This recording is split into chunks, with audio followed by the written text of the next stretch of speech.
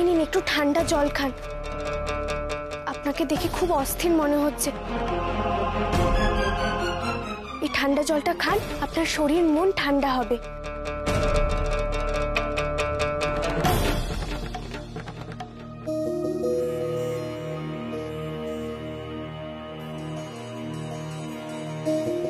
আপনার কি হয়েছিল গুরুদেব?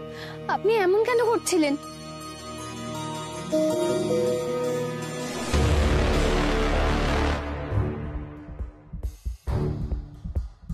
আসলে কি জানেন মা, আপনাকে কি বলি বলুন তো, মানে বললেও তো আপনি বুঝবেন না।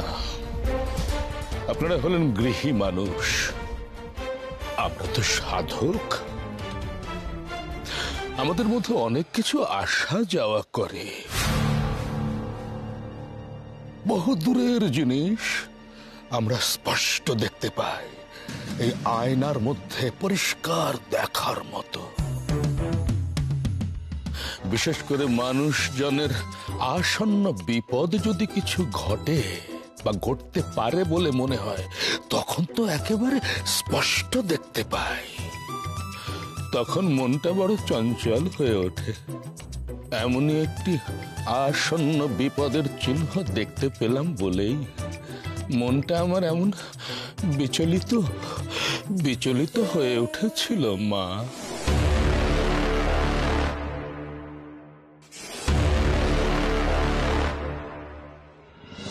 মাগো, এই মানুষটা ঈশ্বর সাধক হয়েও এত মিথ্যে কথা বলে কেন? সত্যি এরকম মানুষও আছে জগতে? আসন্ন বিপদ? কিন্তু বাবা, আপনি তো বিপদের কথা না বলে ভূত ভূত করে চেঁচাচ্ছিলেন। বুঝলে মা, আমাদের জীবনে ভূত, ভবিষ্যৎ আর এই বর্তমান কেমন যেন মিলেমিশে একাকার হয়ে থাকে। তাই বুঝতে পারছো তো মা, সাময়িক জ্ঞান শূন্য হয়ে, বাহ্য জ্ঞান লুপ্ত হয়ে কখন যে আমি কি বলে ফেলি তা আমার, কিন্তু আমার মন বলছে খুব খারাপ ঘটনা, খুব খারাপ আশেপাশে ঘটতে চলেছে।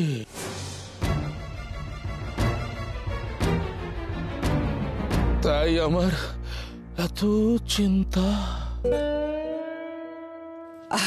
বলছি রাত তো অনেক হলো ধূর্যটি বাবা, আপনি এখন সমস্ত চিন্তা সব ভাবনা ত্যাগ করুন। আপনার একটু বিশ্রামের প্রয়োজন। হ্যাঁ, চলুন ঘরে চলুন। হ্যাঁ, সেই ভালো, চলুন।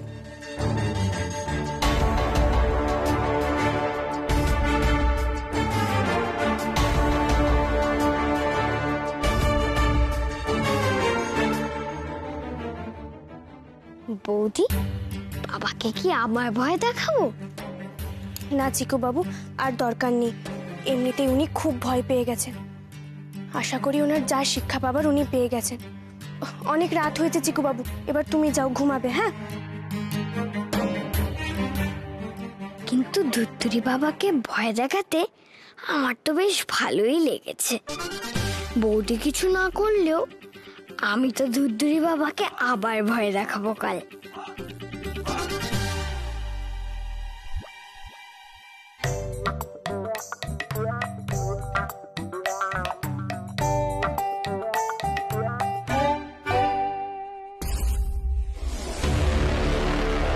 ধূর্যটি বাবা, কি করছেনটা কি আপনি এসব? বাবা গো, কি করছি, কেন করছি আমি নিজেকে ছাই বুঝতে পারছি কিছু। বাবা, সবকিছু গুলিয়ে যাচ্ছে, আমার সব গুলিয়ে যাচ্ছে। বিশ্বাস করুন বাবা, কিসব অদ্ভুত অদ্ভুত কাণ্ড ঘটে চলেছে। ও শৈলমা, আমার আমার গা থেকে না চাদর কেড়ে নিল। হ্যাঁ, কেড়ে নিল। কে নিল জানি না। হঠাৎ দেখি কি শৈলমা, দরজা আপনা আপনি খুলে যাচ্ছে। ওরে বাবা, আর আর বাইরে বেরিয়ে হঠাৎ দেখি সাদা কাপড়ে আপাত মস্তক মোড়া কে যেন একটা দাঁড়িয়ে আছে। কি হাসান হাসছিল, আমার তো দম বন্ধ হয়ে যাওয়ার জোগাড়। আপনি কি বলছেন, কি করছেন, কোনো খেয়াল আছে আপনার? আপনি তন্ত্রসিদ্ধ, আপনি শ্মশানচারী তান্ত্রিক ধূর্যটি বাবা। একটা সাধারণ পরিবারে এসে আপনি ভূতের ভয় পাচ্ছেন? ছি ছি ছি ছি ছি ছি ছি ছি। আপনি যখন প্রথম এসেছিলেন অনেক তো বড় বড় কথা বলেছিলেন, হ্যাঁ, যে গৌরী হোক কোনো ব্যাপারই না, একটা সামান্য মেয়ে, ওকে আমি এমন শায়েস্তা করব। কোথায় গেল সেই সমস্ত কথা? শায়েস্তা করা তো দূরের কথা, আপনাকে যা দেখে মনে হচ্ছে আপনি তো নিজে এমন আতঙ্কিত হয়ে গেছেন যে সোজা দাঁড়াতেই পারছেন না। আপনার দ্বারা কোনো কিছু করা সম্ভব হবে বলে আমার তো মনে হচ্ছে না। শৈলমা, আমি মিথ্যা কথা বলি না। আপনি বিশ্বাস করুন কিংবা না করুন, আমি বলছি আমি ওই গৌরীর প্রতি প্রথম যেদিন আমি খারাপ কিছু করেছি, তারপর থেকেই সেই খারাপ আমার কাছে দ্বিগুণ খারাপ হয়ে এসেছে।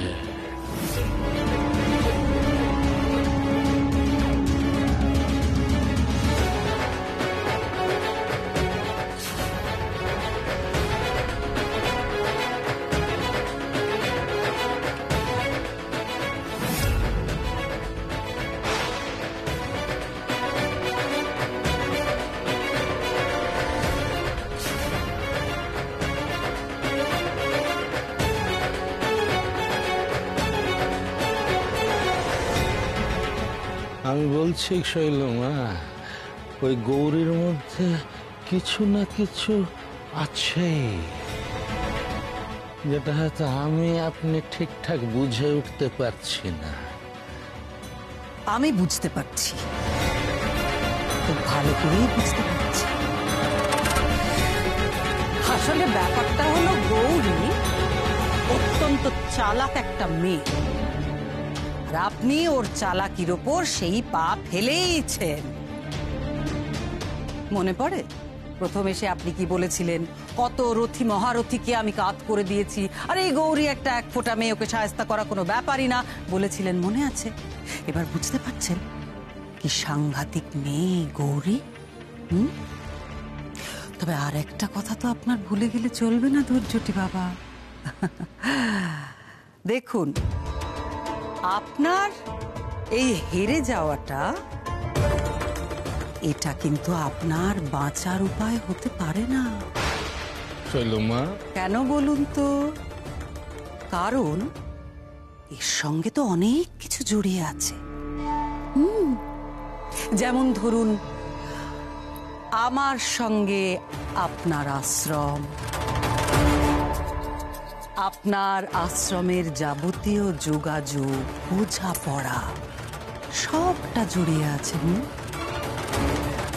ভালো করে শুনিনি, গৌরীকে যদি আপনি শায়েস্তা করতে না পারেন, এই সমস্ত যোগাযোগ, সমস্ত বোঝাপড়া আমাকে আবার নতুন করে ভাবতে হবে। শৈলমা, চলি।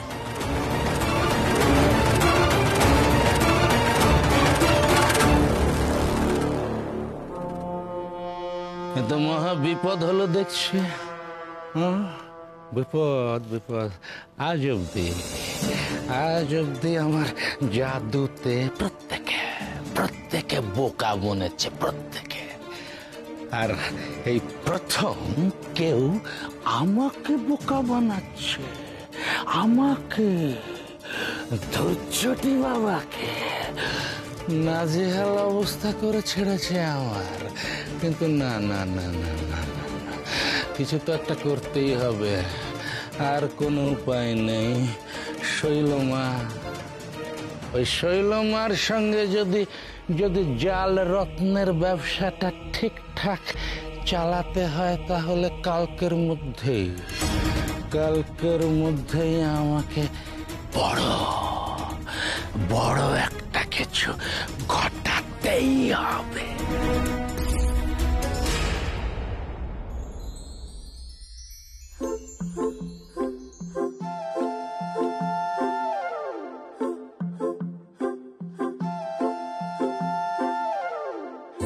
কি ব্যাপার হলো? ডাক্তারবাবু এখনো ফোন করছেন না। কখন থেকে অপেক্ষা করছি আমি।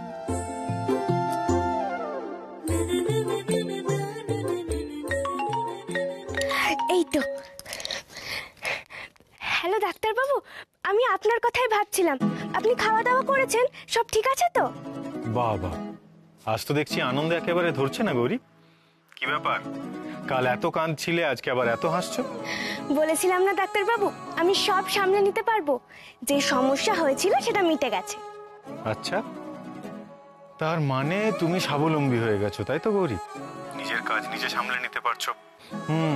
তার মানে তোমার আমাকে আর কোনো দরকার নেই। মানে আমি বেশি দিন এখন বাইরে থাকলেও তোমার খুব একটা অসুবিধা হবে না, তাই তো? আপনি কি বলছেন বলুন তো ডাক্তারবাবু? আপনাকে আমার দরকার নেই? আমার তো রাতে ঘুমই আসছে না আপনি নেই বলে। কি হয়েছে? কি বললে আরেকবার বলো। না না, মানে ডাক্তারবাবু আমি বলেছিলাম না, আমার জড়িয়ে ধরে না আসলে ঘুম আসে না, তাই আর কি।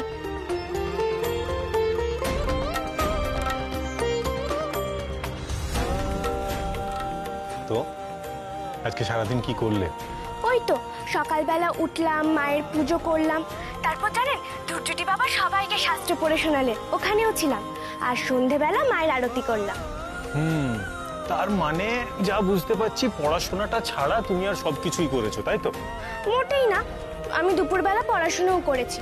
আমি সব লিখে লিখে রেখেছি, আপনি এলে দেখবেন। আচ্ছা ঠিক আছে। ডাক্তারবাবু আপনি কি করছেন সেটা তো বললেন না? আমি সকাল থেকে কনফারেন্স অ্যাটেন্ড করলাম, স্পিচ দিলাম, ওই সমস্ত বোরিং ব্যাপার গৌরী, তোমারও সব ভালো লাগবে না। আচ্ছা আচ্ছা ডাক্তারবাবু, আপনি সমুদ্রের ওখানে গেছেন? ওখানে তো সমুদ্র খুব সুন্দর, তাই না? সুন্দর তো বটেই। জানেন ডাক্তারবাবু, আমি না কখনো সমুদ্র দেখিনি। সে কি গৌরী, তুমি কখনো সমুদ্র দেখোনি? আচ্ছা বেশ, তোমাকে আমি সমুদ্র দেখাতে নিয়ে যাব, দেখবে তোমার সমুদ্র খুব ভালো লাগবে। কি বিশাল, শুধু জল আর জল। সত্যি নিয়ে যাবেন তো ডাক্তারবাবু? বেশ ঠিক আছে। আচ্ছা ডাক্তারবাবু, আপনাকে তো মনে হয় সকালবেলা উঠতে হবে, তাহলে আপনি বেশি রাত জাগবেন না, শুয়ে পড়ুন এবার। না সে ঠিক আছে, আমার হাতে আর একটু সময় আছে, আর কিছুক্ষণ কথা বলতেই পারি আমি। আচ্ছা ঠিক আছে।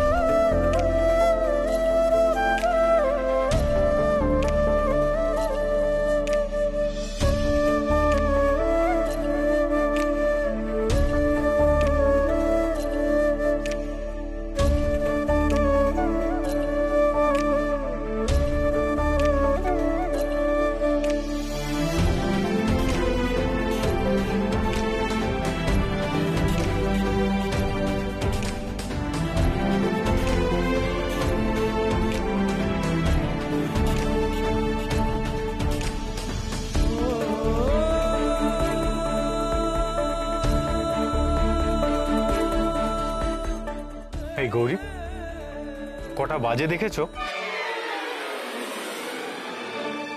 এ বাবা, ডাক্তারবাবু দেখেছেন? ভোর হয়ে গেছে তো। কখন যে কথা বলতে বলতে রাত কেটে গেল টেরই পেলাম না। আমাকে তো এক্ষুনি মায়ের কাছে যেতে হবে ঘুম ভাঙানোর জন্য। দেখেছো তো গৌরী, এত বকবক করো না তুমি। এই কথা বলতে বলতে সকাল করিয়ে দিলে। শোনো, মায়ের কাছে যাওয়ার আগে 1 ঘন্টা ঘুমিয়ে নেবে, বুঝতে পেরেছো? ঠিক আছে, আমি ফোন রাখলাম। আরে ডাক্তারবাবু, হ্যালো হ্যালো। যা বাবা, আমি নিজেই কতবার ফোন রাখতে বললাম, ফোন রাখলেন না, উল্টে আমাকে বকে দিলেন।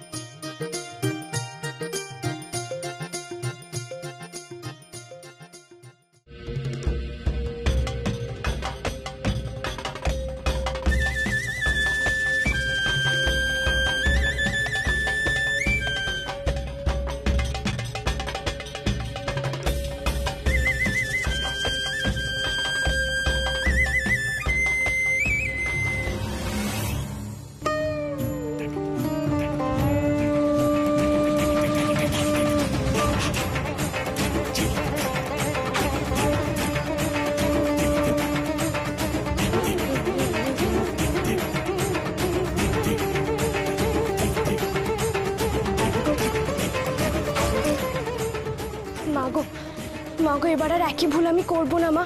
এবার আমি সাবধানে থাকবো, তুমি শুধু আমার সহায় হও।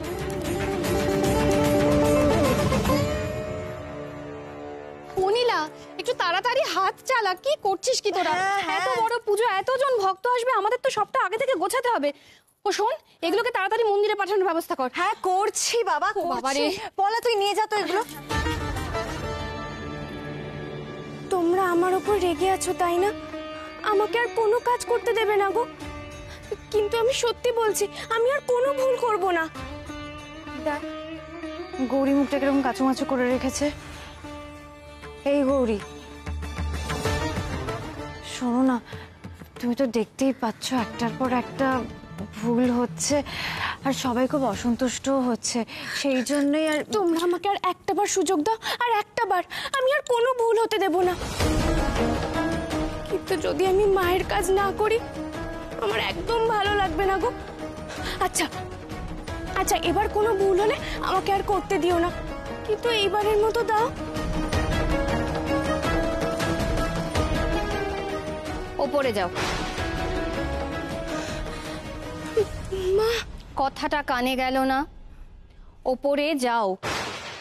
ওখানে ঠাকুরের অনেকগুলো বাসন রাখা আছে, তার মধ্যে থেকে দুটো বড় পাত্র এক্ষুনি নিয়ে চলে এসো। এতজনের রান্না হবে, বড় বড় পাত্র লাগবে তো। আমি এক্ষুনি যাচ্ছি মা, এক্ষুনি যাচ্ছি। মা,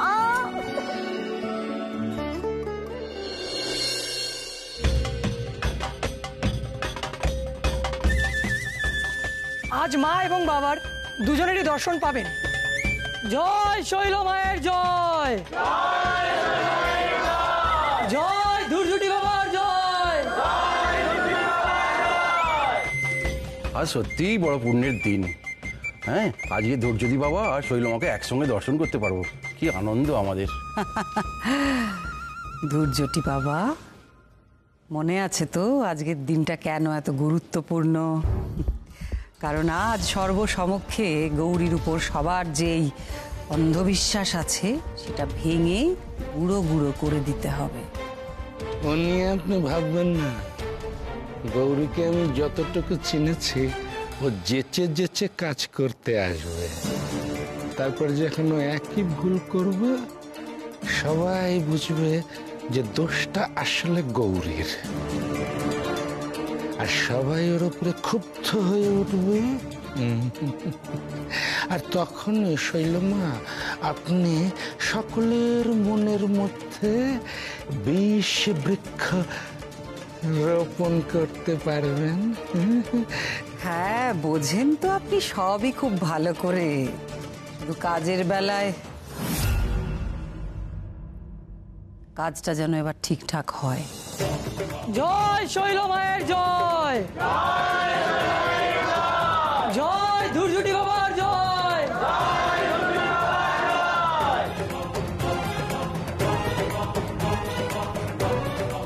এমন সুন্দর দৃশ্য, এই দৃশ্য দেখা সৌভাগ্য কজনের হয়?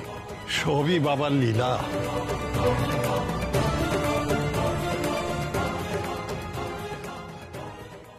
আমি খুব খুশি হয়েছি গৌরীমা, তুমি আবার কাজে মন দিয়েছ। তুমি তো তুচ্ছ মানুষ, ভুল তো তোমার হবেই। তবে কি জানো মা, আমি সকলের ভুল ক্ষমা করে দিই। তবে মা, আজকে কিন্তু সকলের সামনে কোনো ভুল করো না, সেটা একেবারে ঠিক হবে না। আজ আর ভুল হবার কোনো সুযোগই দেব না বাবা। মুখে যাই বলো না কেন, ভুল তোমাকে করতেই হবে গৌরী, কারণ ভুল হওয়ার সব ব্যবস্থাই আমি করে রেখেছি। একটু পরেই আমি আমার ভক্তদের সমস্যার কথা শুনবো, কিন্তু তার আগে সকল ভক্তকে আমি মিষ্টি মুখ করাবো। মা গৌরী, মিষ্টির হাঁড়িটা ওখানে আছে, নিয়ে এসো তো মা। হ্যাঁ বাবা, এক্ষুনি এনে দিচ্ছি।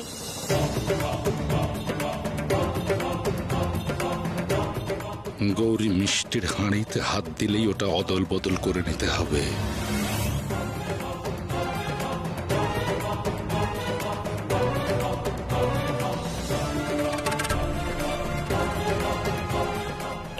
বাবা মিষ্টির হাড়ি।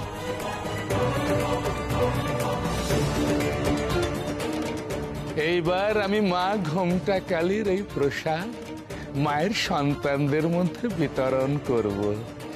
তোমরা সকলে চোখ বন্ধ করে মায়ের জয়ধ্বনি করো, বলো জয় মা ঘোমটা কালীর জয়।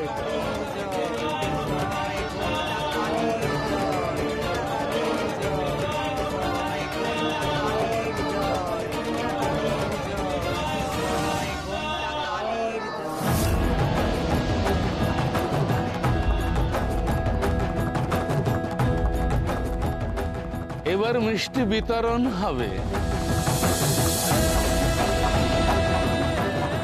ও গৌরী, তুমি আবার সে একই ভুল করলে। আমি তোমাকে বলেছিলাম মিষ্টি ভর্তি হাঁড়িতে আনতে, তুমি আবার খালি হাঁড়ি এনেছো।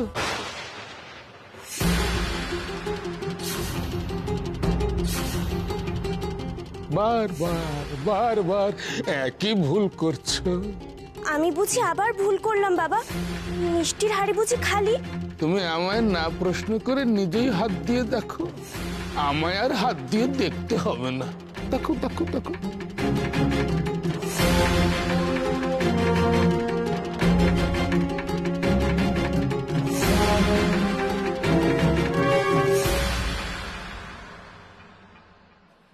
এই তো বাবা মিষ্টি, হাড়িতে কত মিষ্টি আছে দেখুন আপনি। কোথায় মিষ্টি?